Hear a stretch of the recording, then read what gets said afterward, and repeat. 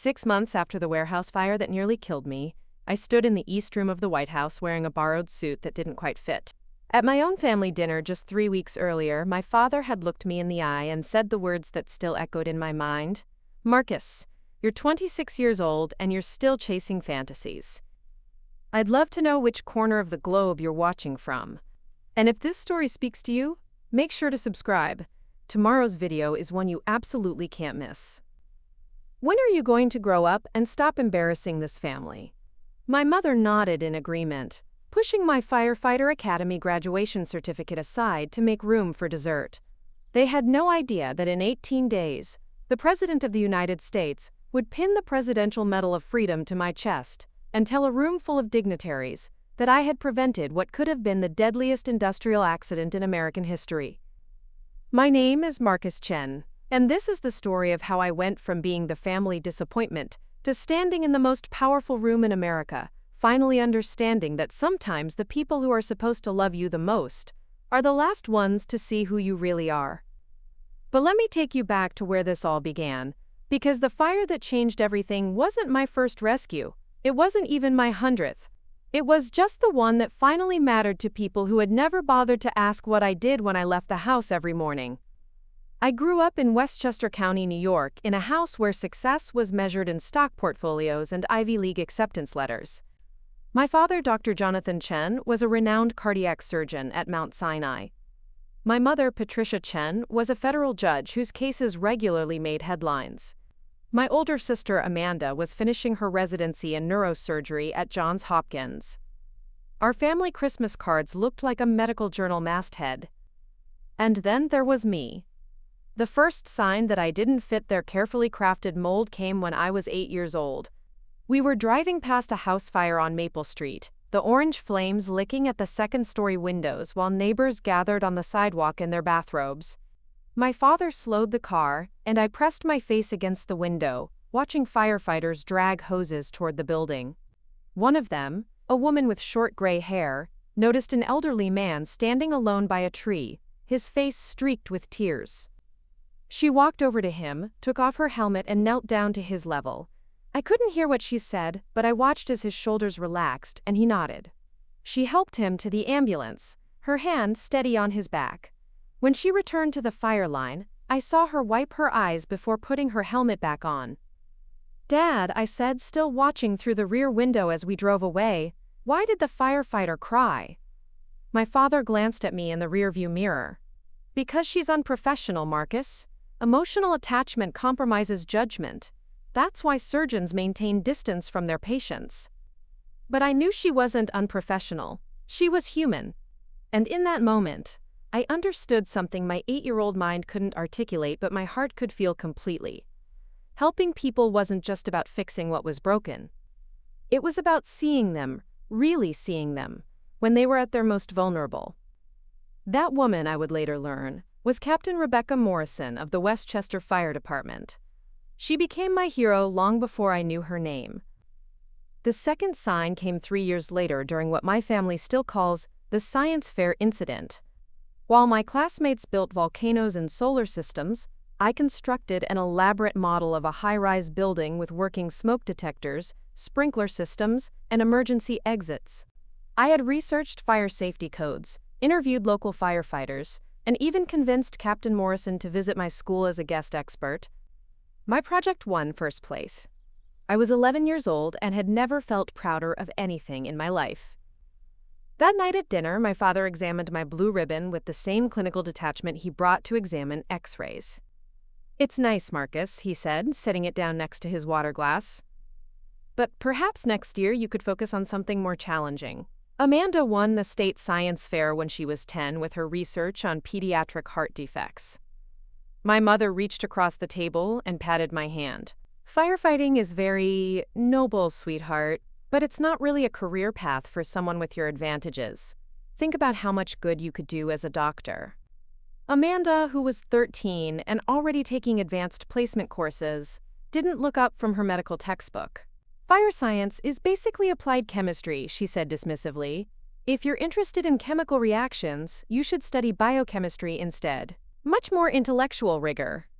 I stared at my blue ribbon lying forgotten next to the salt shaker. They had managed to take the proudest moment of my young life and transform it into evidence of my limited ambitions. That night, I carefully placed the ribbon in my desk drawer, underneath my collection of firefighter trading cards that I had never shown them. By the time I was in high school, our family dynamic had solidified into a pattern that would persist for the next decade. My parents attended every honor society induction Amanda received, every academic award ceremony, every medical school interview. They framed her achievements and displayed them in the formal living room like a shrine to intellectual superiority. When I made varsity soccer as a sophomore, they missed the championship game because my father had a conference in Chicago. When I was elected senior class president, they attended the ceremony but spent the entire reception discussing Amanda's MCAT scores with other parents. When I graduated valedictorian, they took me to dinner at the country club and spent the entire meal talking about Amanda's surgical rotation schedule. I wasn't bitter, exactly, I was invisible. The breaking point came during my sophomore year at Columbia University, where I was majoring in pre-med because it was expected, not because it was wanted. I was sitting in organic chemistry, staring at molecular structures that might as well have been hieroglyphics, when my phone buzzed with a news alert. 5-alarm fire destroys historic church in Morningside Heights. No injuries reported.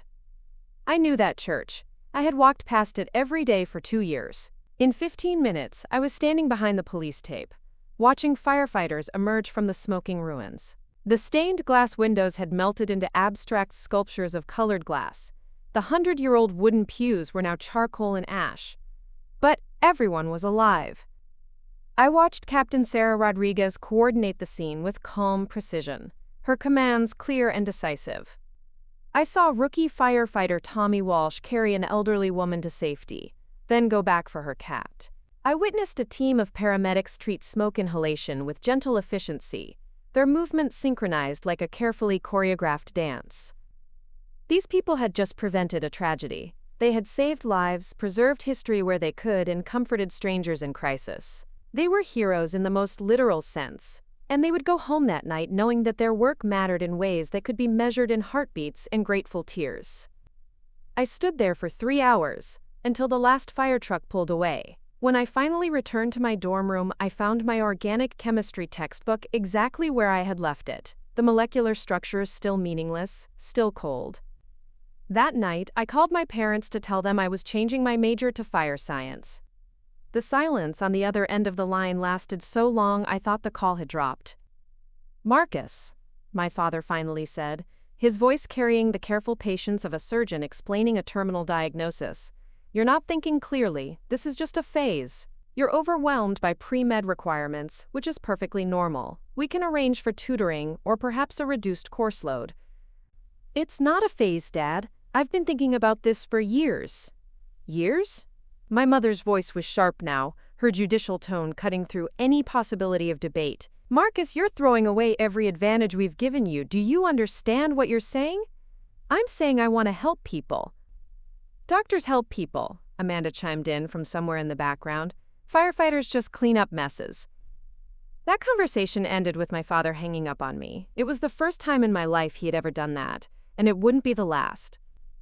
What they didn't understand, what they had never understood, was that I wasn't running away from helping people. I was running toward the only kind of help that had ever felt real to me.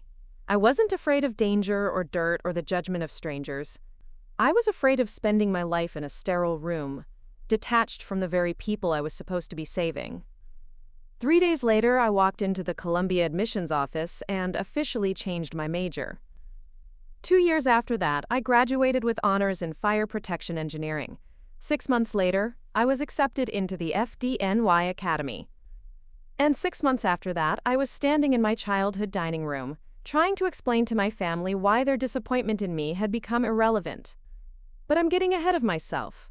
Because before the White House, before the president, before the moment that changed everything, there were 3 years of calls that tested every lesson I had learned about courage, sacrifice, and what it really means to save a life. 3 years of moments that my family never asked about, never acknowledged, and never understood until the whole world was watching. The FDNY Academy graduation ceremony was held on a crisp October morning at the fire department headquarters in Brooklyn. 250 new firefighters stood at attention in their dress uniforms, their families filling the auditorium with proud tears and thunderous applause. I scanned the crowd from my position in the second row, searching for familiar faces that I knew wouldn't be there. My parents had received the invitation 6 weeks earlier. I had hand-delivered it to their house in Westchester, walking into the kitchen where my mother was reviewing case files and my father was reading the New England Journal of Medicine over his morning coffee. "What's this?" my mother asked, glancing at the embossed envelope without looking up from her legal briefs. A lot of love and effort went into bringing this story to life. If you're enjoying it, we'd be so grateful if you'd subscribe to our channel. Now, back to where we left off. My graduation ceremony, October 15th at 10 a.m. My father took the invitation, examined it with the same careful attention he gave to surgical consent forms, then set it down next to his coffee cup. "Marcus, you know your mother has oral arguments that week, and I have 3 surgeries scheduled. This timing is really quite inconvenient." "It's not exactly elective, Dad. The department sets the date." Amanda, who was visiting for the weekend between hospital rotations, picked up the invitation and read it aloud with theatrical emphasis. "The New York City Fire Department requests the honor of your presence." She laughed, a sound sharp enough to cut glass. "Honor your presence? Marcus, it's a vocational training program, not medical school." My mother finally looked up from her files. "Sweetheart, we're proud of you for completing your training, but this really isn't the same as Amanda's medical school graduation. That was held at Carnegie Hall." "This is the same," I said quietly. "It's exactly the same. We studied for 3 years. We passed written exams, physical tests, practical evaluations. We earned this." My father folded his newspaper with precise, deliberate movements. "Marcus, let's be realistic. Amanda's graduation ceremony celebrated 4 years of medical education followed by acceptance into a competitive residency program. Your ceremony celebrates learning to operate a fire hose." The words hit me like a physical blow. Learning to operate a fire hose. As if the months I had spent studying building construction, hazardous materials, emergency medical procedures, and rescue techniques were nothing more than industrial training. As if the nights I had stayed awake memorizing fire behavior patterns and ventilation strategies were somehow less valuable than memorizing anatomical structures. "You don't understand what this training involved," I said, my voice tighter than I intended. "Then enlighten us," Amanda said, leaning back in her chair with the smug expression I had learned to hate. "What exactly did you learn that was so challenging?" I looked at their faces, polite, patient, and completely closed to any possibility that my achievements might matter. How could I explain the physical exhaustion of climbing 6 flights of stairs in full gear while carrying a 100-pound dummy? How could I describe the mental precision required to calculate water pressure and flow rates while smoke obscured your vision and heat pressed against your face mask? How could I make them understand that learning to save lives was just as complex and demanding as learning to repair hearts? "Forget it," I said, taking the invitation back. "I'll go alone." And I did. I sat in that auditorium, surrounded by families celebrating their sons and daughters, listening to Commissioner Bradley speak about courage and service, and the sacred trust between firefighters and the communities they protect. When my name was called, I walked across the stage to receive my badge and helmet, and the applause that followed was for a stranger named Marcus Chen, whose own family couldn't be bothered to witness his proudest moment. After the ceremony, I stood outside headquarters watching recruits pose for pictures with their parents, grandparents, and siblings. Captain Morrison, my childhood hero who had somehow become my mentor during training, found me leaning against a brick wall. "Where's your family, Chen?" "Busy?" I said. She studied my face for a moment, then nodded. "Their loss. You were one of the strongest recruits in your class. Top 10% in both written and practical exams." "Thanks, Captain." "This isn't charity, Chen. I've been doing this for 28 years. I know potential when I see it." She paused, watching a group of new firefighters celebrating with their families. "Some families understand what we do, and some don't. The ones who don't, Well, they usually come around eventually. But mine didn't come around. If anything, their disappointment calcified into something harder and more permanent as the months passed. When I was assigned to Engine Company 47 in the Bronx, my father's response was clinical detachment. "The Bronx," he said during our monthly obligatory phone call, "that's quite a departure from Westchester." "It's where the department assigned me, Dad. I don't get to choose." "Of course not. That's the nature of municipal employment. No autonomy, no intellectual challenge, no advancement based on merit."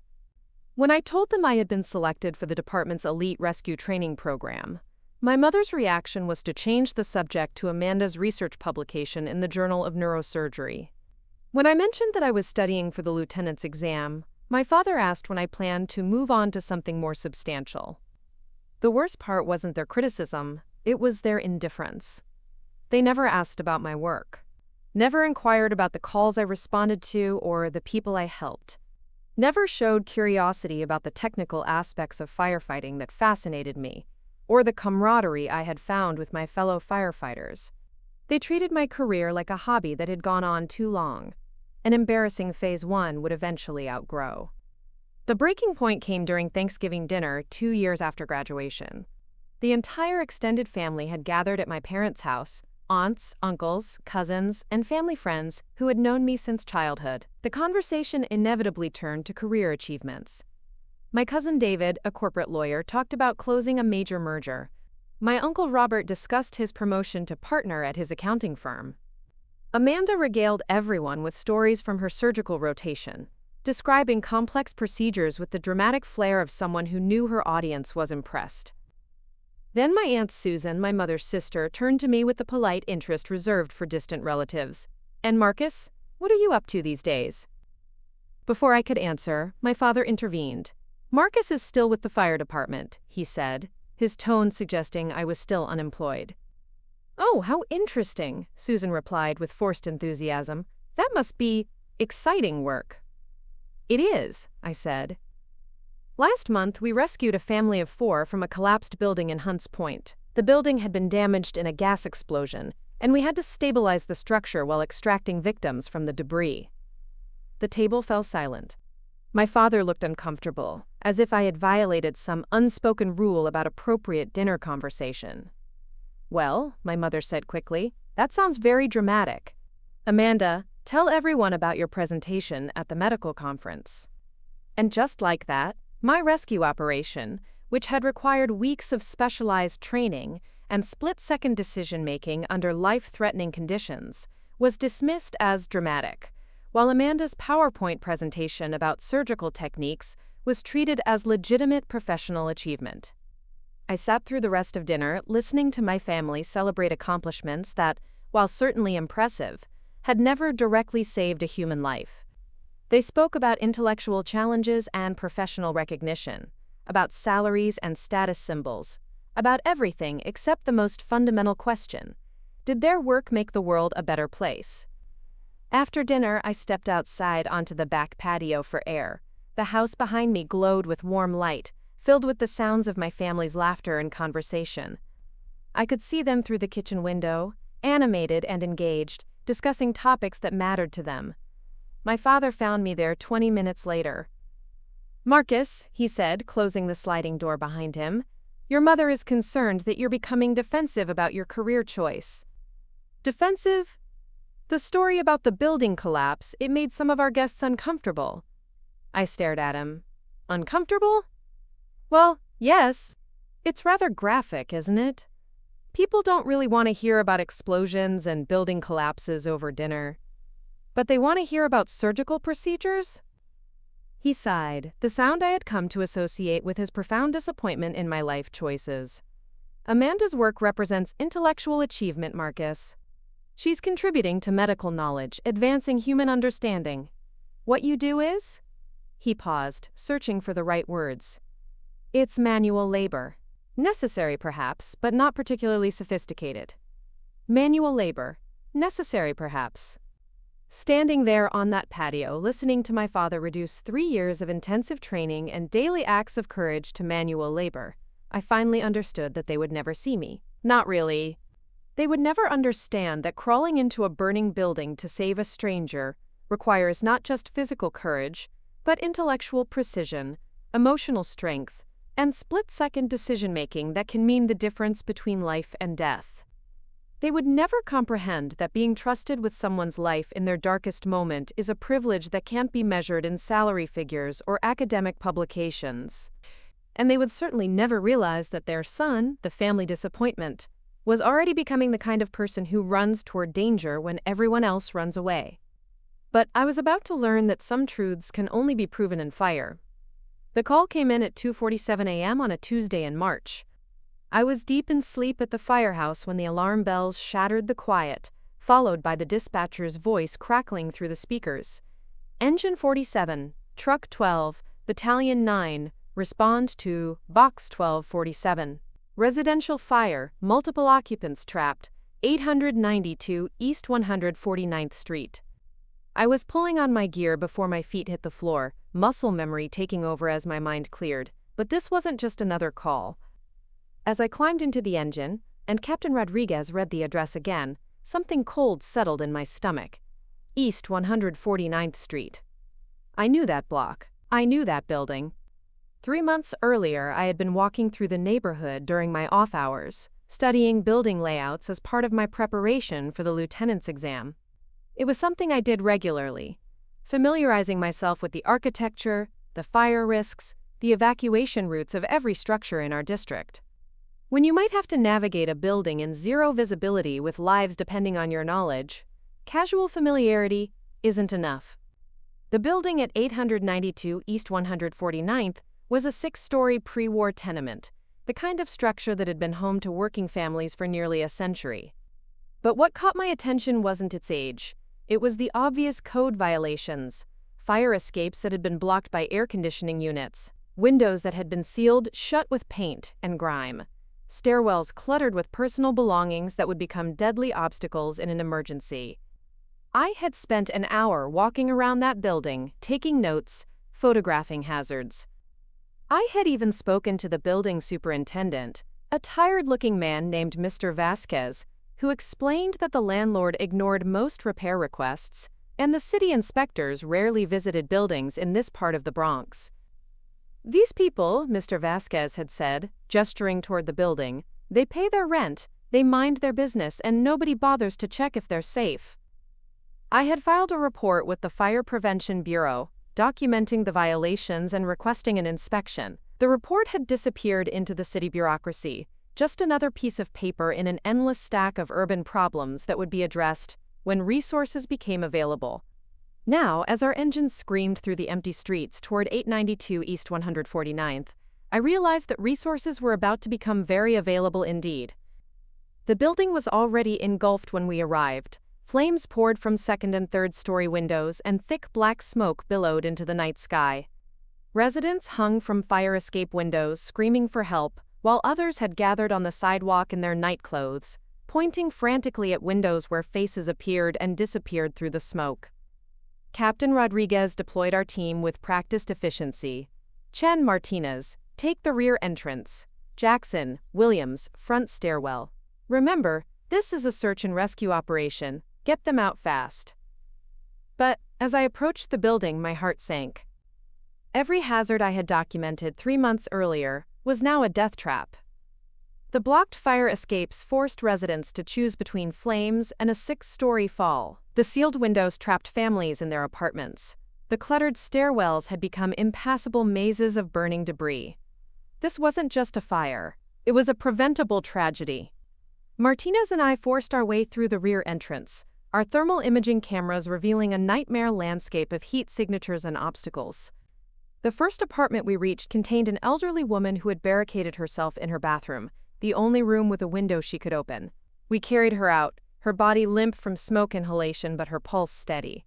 The second apartment was worse. A young mother named Carmen Ruiz was trapped in a back bedroom with her 2 children, a 3-year-old boy and an infant daughter. The hallway leading to their room was completely blocked by a fallen ceiling beam and burning furniture that residents had stored in the corridor. "There's no way through," Martinez shouted over the roar of the flames. "We need to go around." But there was no way around. The building's layout, cramped and outdated, offered no alternative routes. The fire escapes were inaccessible from this side of the building. The front stairwell was completely engulfed. I stood there for a moment, feeling the heat press against my face mask, listening to Carmen Ruiz calling for help from behind the wall of fire. In that moment, I understood something that all my training had prepared me for, but that I had never truly comprehended. Sometimes there is no safe way to save a life. Sometimes you have to create one. I keyed my radio. Battalion 9, this is Chen from Engine 47.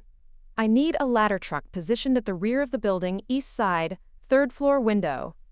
Chen, what's your plan? I looked up at the building's facade, calculating angles and distances. There was a narrow ledge that ran along the third floor, just wide enough for a person to traverse if they were careful. If they were lucky. If the building's exterior wall could support the weight. I'm going to access the trapped family from the outside. Negative, Chen, too dangerous. Wait for additional resources. But additional resources would take time we didn't have. I could hear Carmen Ruiz's voice growing weaker, and the building's structure was compromising by the minute.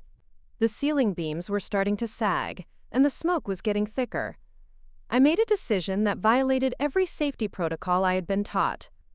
Martinez, tell Captain Rodriguez I'm executing a non-standard rescue. Get that ladder truck in position. Before he could protest, I was moving. I climbed out a second-floor window onto the building's fire escape, then used the external pipes and window frames to pull myself up to the third-floor ledge. The metal was hot even through my gloves, and the smoke stung my eyes despite my mask. Step by step, I worked my way along the ledge toward the Ruiz family's window.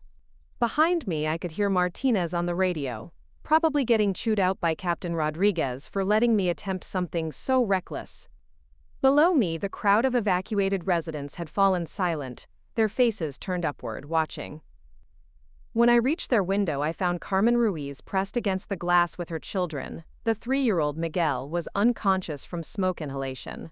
The baby, Sophia, was crying weakly. Carmen herself was barely coherent, her eyes unfocused from carbon monoxide poisoning. I smashed the window with my axe and reached inside. Carmen, I'm gonna get you out. But you have to trust me. Getting 3 people out of a third-story window onto a narrow ledge in the middle of a fire requires a kind of choreography that can't be taught in training exercises. It requires intuition, desperation, and the kind of precision that comes only from understanding that failure means death. I took baby Sophia first, tucking her inside my turnout coat where she would be protected from the heat and smoke. Then I helped Carmen climb out with Miguel in her arms. For 15 terrifying minutes, we moved along that ledge like a human chain, each step calculated, each handhold tested. When the ladder truck finally reached us, extending its platform to our position, I felt a relief so profound it almost made me dizzy. We transferred the family to safety, one by one, and watched as paramedics worked to stabilize their breathing and treat their burns. All 3 survived. Carmen Ruiz and her children were hospitalized for smoke inhalation, but they recovered completely. Miguel learned to walk while he was in the hospital. Sophia took her first steps in the physical therapy room.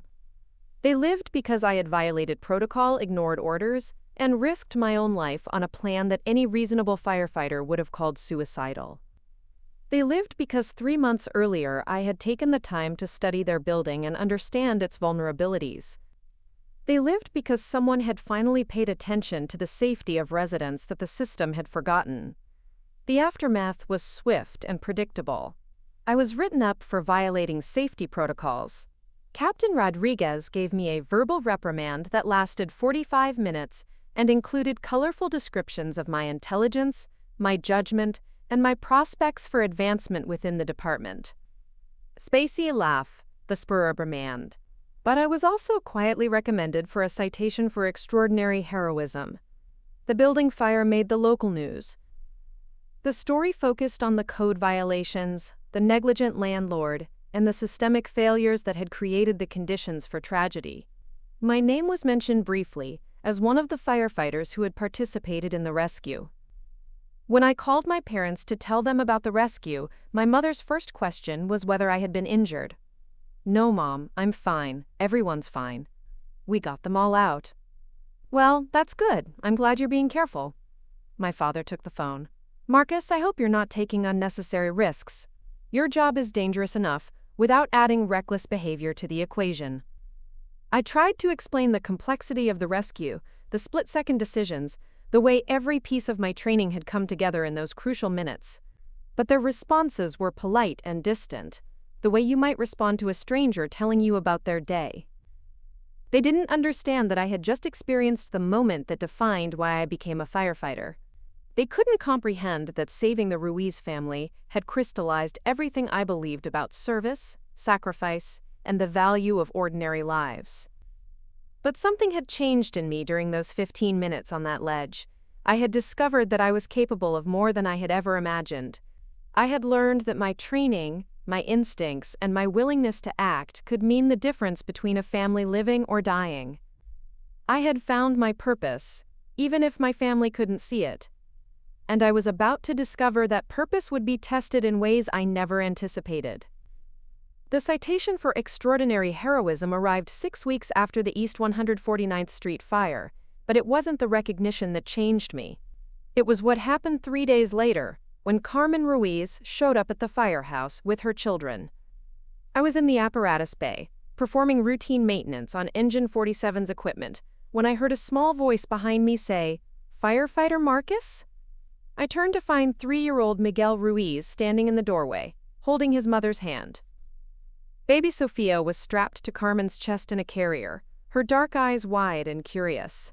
Miguel was clutching a piece of construction paper covered in crayon drawings, stick figures in red helmets, a tall building with orange flames, and what appeared to be angels with wings flying people to safety. "Miguel wanted to give you something," Carmen said in accented English, her voice still rough from the smoke damage to her throat. Miguel stepped forward shyly and handed me the drawing. "This is you," he said, pointing to one of the red-helmeted figures. "You're the angel man who saved us from the fire." I knelt down to his level, studying the drawing with the seriousness it deserved. "This is beautiful, Miguel. Can you tell me about it?"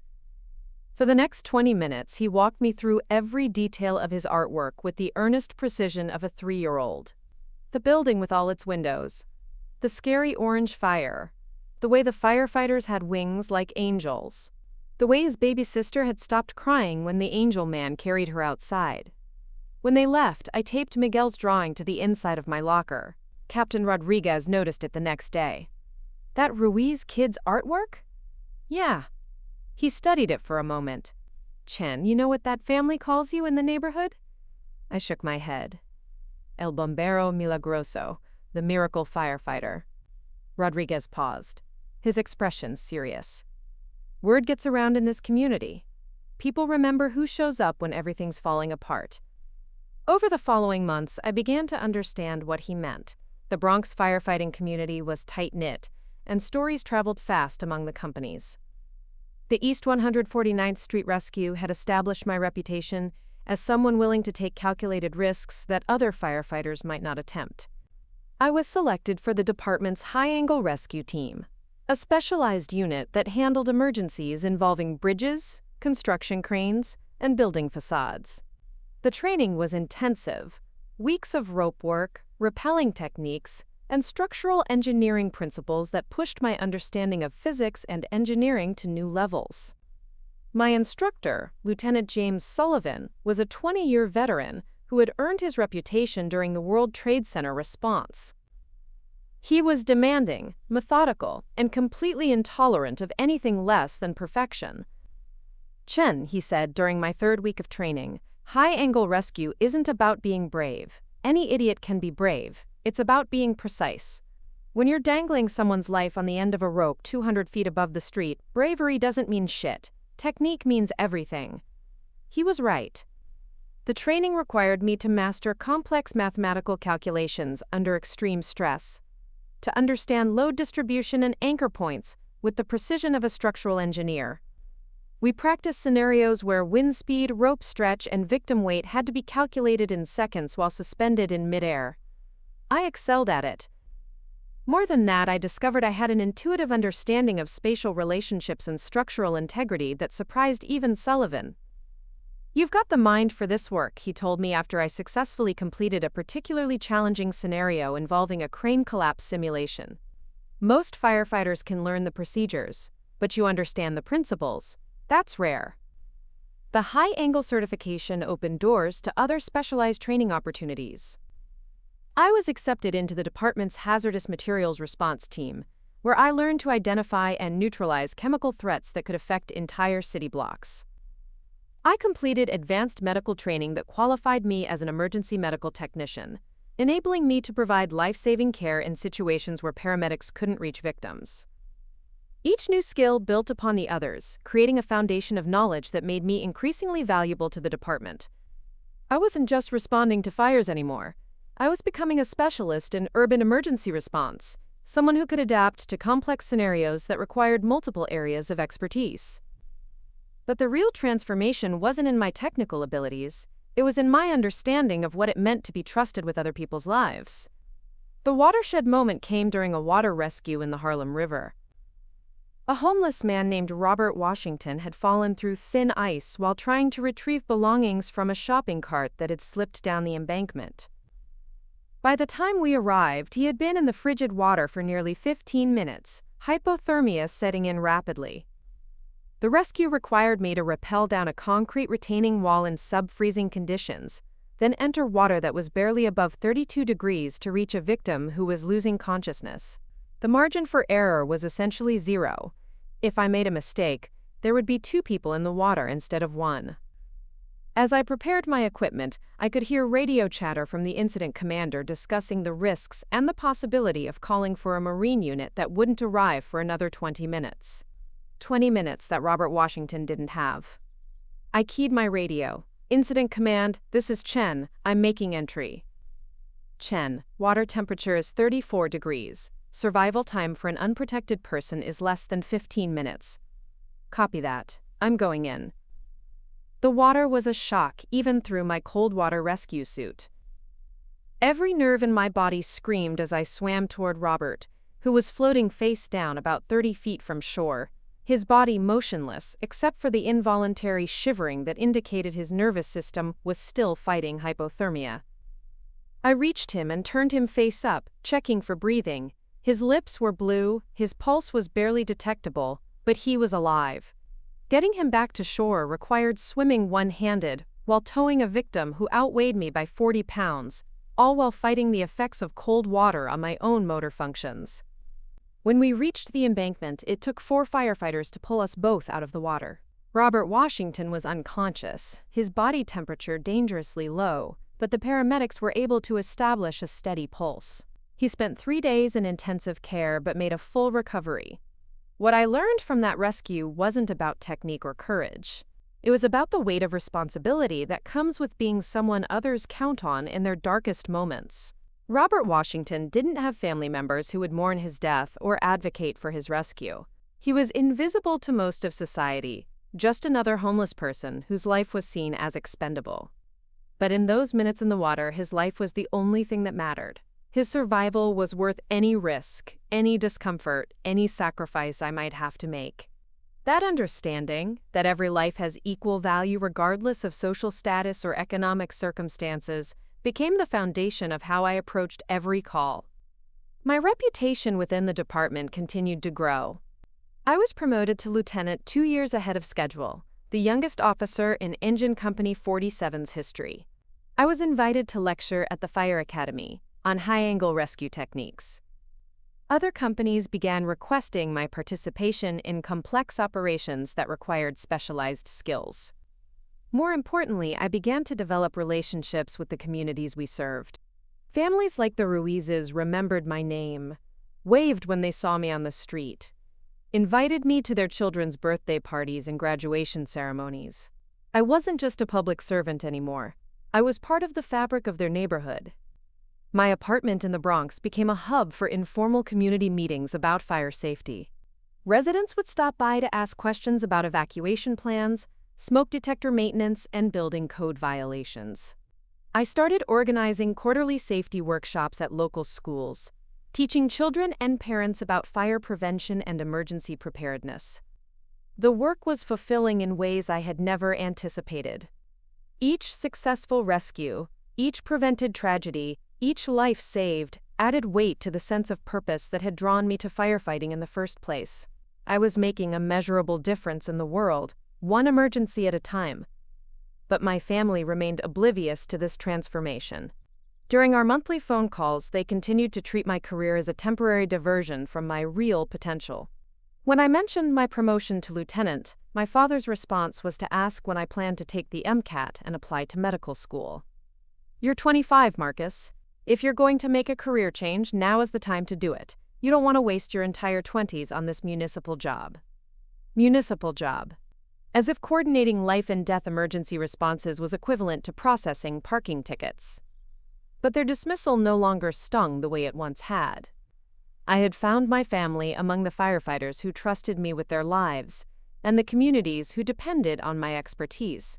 Their approval had become irrelevant in the face of work that provided its own validation. I was about to discover, however, that some emergencies test more than technical skills and community relationships.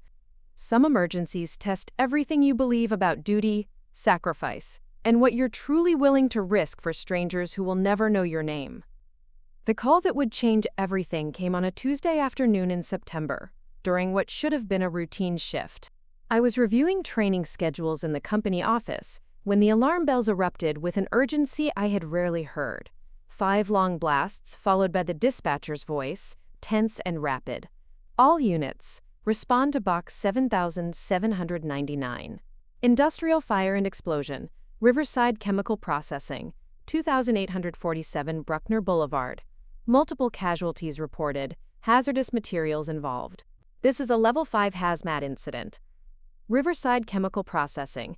Every firefighter in the Bronx knew that name. The facility processed industrial solvents and cleaning chemicals for manufacturers throughout the Northeast. It was one of those places we all hoped we'd never have to enter. A maze of storage tanks, processing equipment, and chemical combinations that could turn deadly in seconds. As Engine 47 screamed toward the facility, Captain Rodriguez briefed us over the radio chatter. Initial reports indicate an explosion in the main processing building. Unknown number of workers trapped inside. Heavy smoke showing from multiple structures. But it was what he said next that made my blood run cold. Hazmat Command is reporting possible breach of the chlorine gas storage system. Wind speed is 15 miles per hour from the southwest. I pulled out my phone and quickly accessed the weather app. Southwest winds. That meant any chemical plume would drift directly toward the Concourse Plaza housing development, home to over 8,000 residents, including 3 elementary schools and a senior care facility.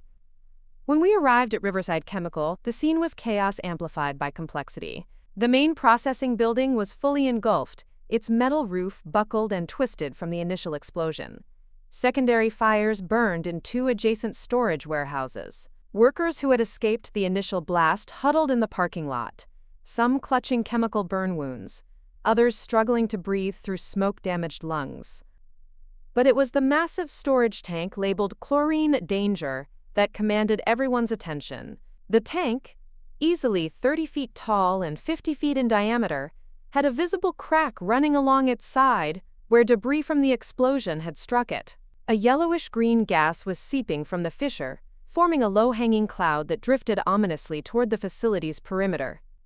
Incident Command established itself in the parking lot, and Chief Patricia Brennan quickly organized the response. Battalion 7 and 12 establish a defensive perimeter. Engine Companies 23, 47, and 51 begin fire suppression on the storage warehouses. Hazmat Team 1, I need immediate assessment of that chlorine tank. I was suiting up in my Level A hazmat gear when Rodriguez found me. "Chen, you're going in with Hazmat Team 1. Your chemical training makes you the best qualified for tank assessment." The Level A suit was like wearing a personal space capsule, completely sealed, with its own air supply and communication system. Visibility was limited, movement was clumsy, and every action required deliberate effort. But it was the only protection that would keep me alive in a chlorine gas environment. Hazmat Team Leader Lieutenant Maria Santos briefed us as we prepared to approach the tank. Chlorine gas is heavier than air, so it settles in low areas. Exposure causes immediate respiratory burns, pulmonary edema, and death within minutes. Our job is to assess the leak, determine if the tank can be stabilized, and identify evacuation requirements. As we approached the storage tank, my training took over. I monitored gas levels with handheld detectors, photographed the crack pattern with a specialized camera, and used ultrasonic equipment to measure the tank's wall thickness around the damaged area. The readings were terrifying. The crack was expanding slowly but steadily, and the tank's structural integrity was compromised by heat damage from the nearby fires. "Santos, this is Chen," I radioed. "The crack is approximately 18 inches long and growing. Tank wall thickness is compromised by approximately 30%. At current leak rate and expansion speed, we're looking at catastrophic failure within 2 hours." "Copy that, Chen. Can the leak be sealed?" I studied the damage more closely, calculating pressure differentials and chemical compatibility of potential sealants. Negative. The crack is too large and the pressure too high for standard patching. We need to transfer the remaining chlorine to emergency containment before the tank fails completely. But that's when Santos delivered the news that changed everything. "Chen, there are still 6 workers trapped inside the main processing building. They're in the basement-level control room, and the stairs are blocked by debris. We can't get them out until the fires are suppressed, but we can't suppress the fires while chlorine gas is venting." I understood immediately. The fire department couldn't use water on electrical equipment while chlorine gas was present. The combination could create deadly chlorine gas clouds.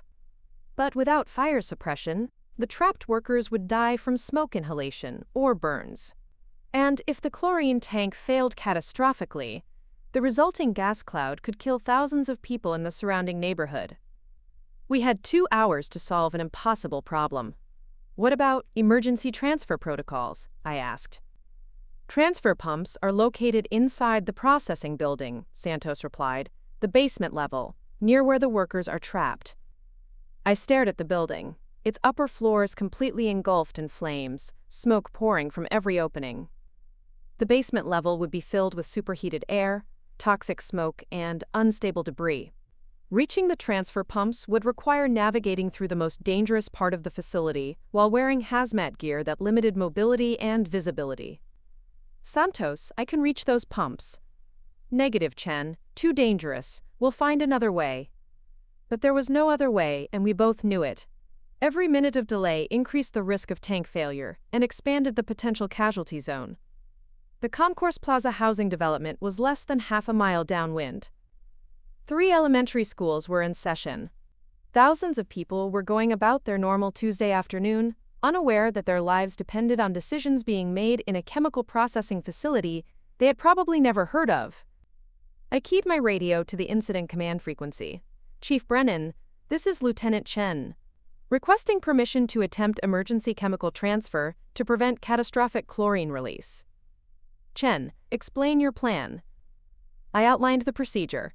Enter the processing building through a ground-level loading dock that appeared structurally sound, navigate to the basement control room, activate the emergency transfer pumps, and reroute the remaining chlorine to secondary containment tanks that were isolated from the fire. Time requirement approximately 45 minutes. Risk level is high, but failure to attempt transfer will result in tank failure and mass casualty incident. There was a long pause before Chief Brennan responded. "Chen, you understand that this is entirely voluntary. No one will question your judgment if you determine the risk is too great." I looked toward the housing development, barely visible through the smoke and haze. Somewhere in those buildings, families were having dinner, children were doing homework, elderly residents were watching television. They had no idea that their lives hung in the balance of a decision being made by a firefighter they would never meet. "Chief, I'm going in." The descent into the processing building was like entering hell through a service elevator. The smoke was so thick that my flashlight beam extended only a few feet. The temperature inside my suit climbed steadily, despite the cooling system. Debris from the explosion had turned familiar hallways into obstacle courses of twisted metal and shattered concrete. But my hazmat training had prepared me for this. I navigated by counting steps and using the building blueprints I had memorized during the approach. Left turn at the main corridor, 60 feet to the stairwell, down 2 flights to the basement level, right turn toward the control room.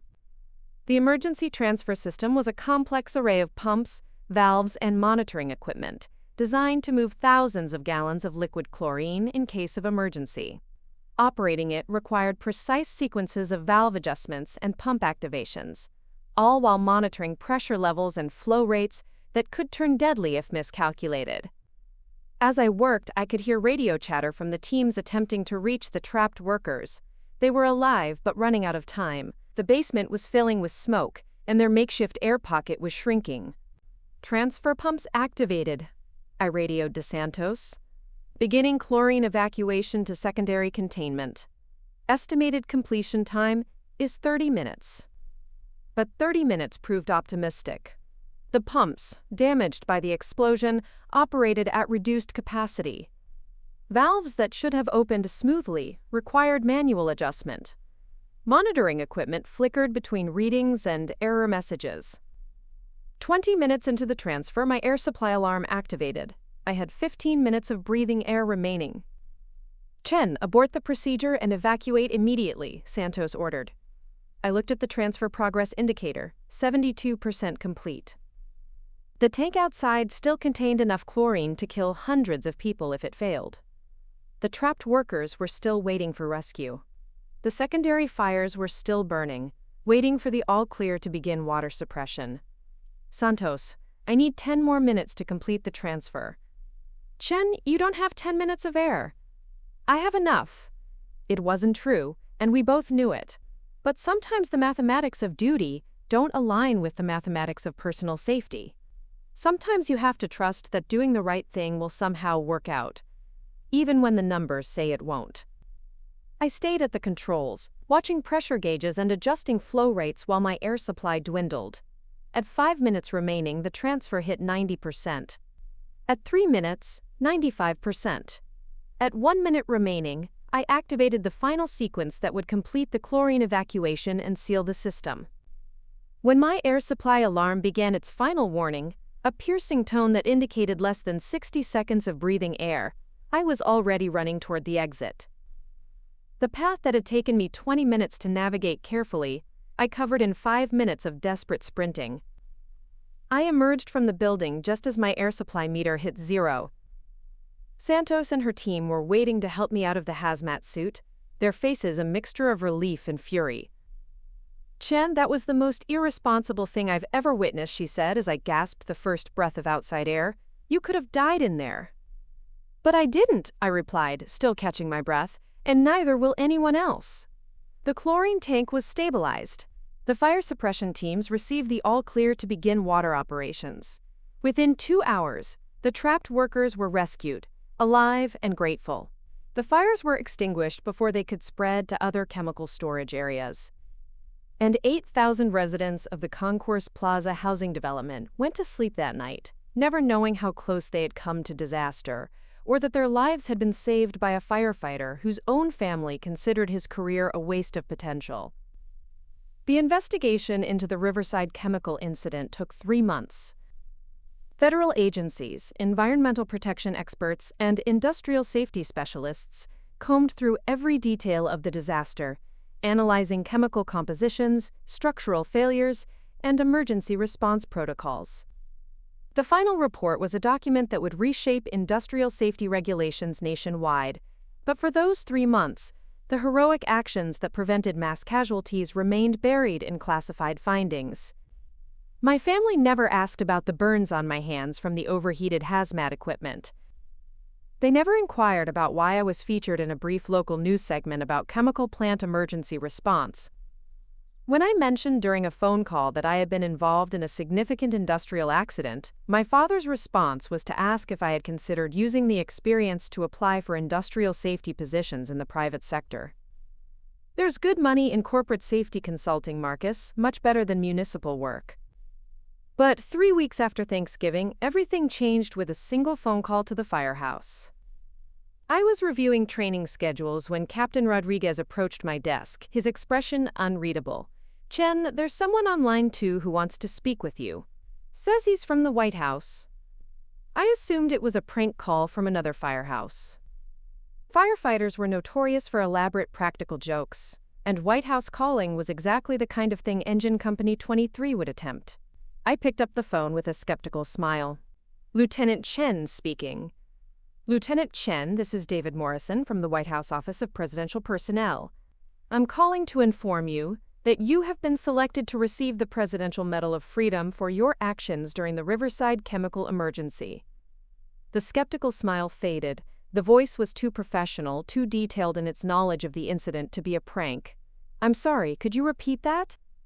Sir, the President of the United States would like to honor your service to the nation.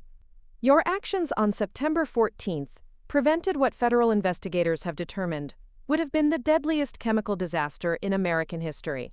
We estimate that your intervention saved between 8 and 12,000 lives. 8 to 12,000 lives. I sat down heavily in my chair, the magnitude of those numbers hitting me like a physical blow.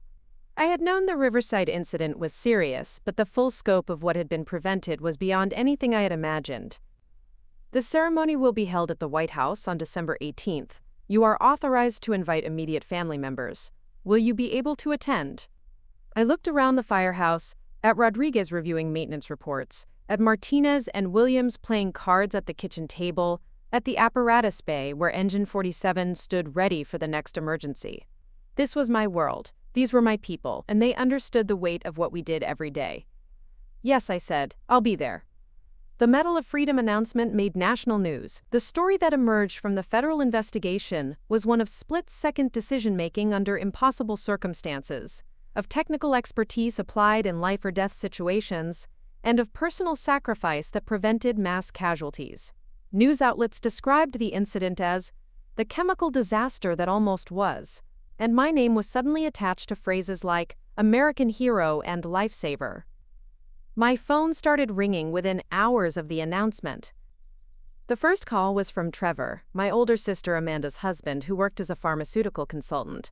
Marcus, this is incredible! I had no idea you were involved in anything like this. The news is saying you saved thousands of people. The second call was from my mother, her voice shaking with an emotion I hadn't heard since childhood. Marcus, honey, why didn't you tell us? The reporters who called, they said you nearly died in that building. They said you risked your life to save an entire neighborhood. But it was the third call that stopped me cold. My father's voice, stripped of its usual clinical detachment, carried a weight I had never heard before. Son, he said, and it was the first time in years he had called me that, I need to ask you something and I need you to be honest with me. Did you really risk your life to save strangers? Dad, that's what we do. That's the job. There was a long pause. Marcus, I'm a surgeon. I save lives every day. But what you did, what the investigators are describing, I could never do that. I could never risk my own life for people I don't know. The admission hung in the air between us, a recognition that the career he had dismissed as manual labor required a kind of courage he had never possessed. Amanda called the next day, her voice tight with something between admiration and confusion. Marcus, I've been reading the federal report online. The technical knowledge you demonstrated, the chemical engineering, the pressure calculations, the emergency systems operation, it's incredibly sophisticated. More complex than most of what I do in neurosurgery. For the first time in my adult life, my family was seeing me, really seeing me. Not as the disappointment who had chosen manual labor over intellectual achievement, but as someone whose expertise and courage had prevented catastrophic loss of life. The White House ceremony was unlike anything I had ever experienced. The East Room was filled with dignitaries, federal officials, and other Medal of Freedom recipients. An astronaut, a civil rights leader, a medical researcher who had developed a cancer treatment. I felt profoundly out of place in my borrowed formal wear, surrounded by people whose achievements had been recognized and celebrated their entire careers. My family sat in the front row, looking as overwhelmed as I felt. My mother wore the navy blue dress she reserved for federal court appearances. My father had put on his best suit, the one he wore for medical conferences. Amanda had flown in from Baltimore, leaving her surgical rotation for the first time in months. When the president began reading the citation, the room fell silent. Lieutenant Marcus Chen of the New York City Fire Department demonstrated extraordinary heroism during a chemical emergency that threatened the lives of thousands of American citizens. Despite extreme personal danger, Lieutenant Chen entered a burning industrial facility to manually operate emergency safety systems, preventing the catastrophic release of chlorine gas that would have created a deadly chemical cloud affecting residential areas housing over 8,000 people. The president paused, looking directly at me. Lieutenant Chen's actions required not only physical courage, but technical expertise in chemistry, engineering, and emergency systems. His willingness to risk his own life to protect strangers exemplifies the highest ideals of public service. As the medal was placed around my neck, I caught sight of my family's faces. My mother was crying openly, her hand pressed to her mouth. Amanda sat rigid in her chair, staring at me with an expression of stunned recognition. My father's eyes were fixed on the president, as if he couldn't quite believe what he was hearing. But it was what the president said next that changed everything. He leaned closer, his voice dropping to a level only I could hear. Lieutenant Chen, the federal investigation revealed something that wasn't included in the public reports. The chemical reaction you prevented. If that chlorine tank had failed completely, the resulting gas cloud would have reached LaGuardia Airport during peak traffic hours. We estimate the total casualty count could have reached 25,000 people. 25,000 people. Entire families. Children in schools. Elderly residents and care facilities. Travelers from around the world. All of them alive, because I had stayed at those controls for 10 extra minutes. The reception afterward was a blur of handshakes and congratulations, but I found myself gravitating toward my family, who stood together in a small, overwhelmed cluster near the back of the room. My father approached me first, his steps hesitant. "Marcus, I owe you an apology, several apologies actually." "Dad, you don't." "Please, let me finish." His voice was steady but strained. "For years, I've dismissed your career as somehow less important than mine. I thought that because I save lives in an operating room, my work was more valuable than yours. But what you did at that chemical plant, the knowledge required, the courage, the split-second decision-making, I could never do that. Most people could never do that." Amanda joined us, her own composure finally cracking. "Marcus, I've been such an ass. All those years of making jokes about your training, treating your work like it was somehow beneath us, I had no idea what you were actually doing. The technical complexity of what you accomplished, the lives you saved, it's extraordinary." My mother approached last, her eyes red from crying. "Sweetheart, I'm so sorry. We were so focused on our definition of success that we never bothered to understand yours. We never asked about your work, never showed interest in your achievements. We failed you as parents." Standing there in the White House, surrounded by the most powerful people in the country, I realized that their recognition, while meaningful, wasn't what I had been seeking all these years. The validation I had craved from them felt almost anticlimactic now that I finally had it. "I don't need apologies," I said, surprised by the steadiness of my own voice. "I needed you to see me, and now you do." My father nodded slowly. "We see you now. We see what you've accomplished, what you've become, and we're proud of you, incredibly proud." The words I had waited my entire life to hear should have felt triumphant. Instead, they felt like a gentle closing of a door that had been left open too long. I was grateful for their recognition, but I no longer needed it to know my own worth. We spent the rest of the evening talking, really talking, for the first time in years. They asked about my training, my colleagues, the technical aspects of emergency response that they had never bothered to understand. Amanda wanted to know about the chemistry involved in hazmat response. My father was fascinated by the engineering principles of high-angle rescue. My mother asked about the community relationships I had built in the Bronx. For the first time, they saw me as I actually was. Not the family disappointment who had rejected their vision of success, but an expert in a field they had never taken time to understand. When we finally said goodbye outside the White House, my father shook my hand with a firm grip. "Marcus, I hope you'll consider coming home for Christmas this year. Really coming home. As yourself." "I'd like that, Dad." As I watched them walk away toward their hotel, I realized that the reconciliation I had experienced wasn't just with my family, it was with myself. I no longer needed their approval to validate my choices, but having their respect made those choices feel complete in a way I hadn't expected.